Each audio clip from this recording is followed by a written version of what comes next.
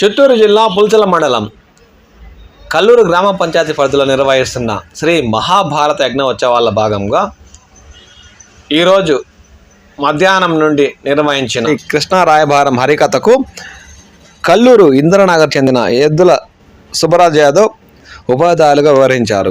రాత్రి నాటకం ఉత్తర గృహగ్రహణం నాటకానికి దేవలంపేట పంచాయతీ దిగువమూర్తివారిపల్లికి చెందిన చీమలమర్రి గురస్వామి శ్రీమతి అరుణ దంపతులు ఉపాధ్యాయులుగా వివరించనున్నట్లు కమిటీ సభ్యులు పేర్కొన్నారు. రాత్రి మరియు పగలు నాటకాలకు చుట్టుపక్కల గ్రామాల నుండి ప్రజలు అధిక సంఖ్యలో హాజరవుతున్నారని వారు ఆనందం వ్యక్తం చేశారు.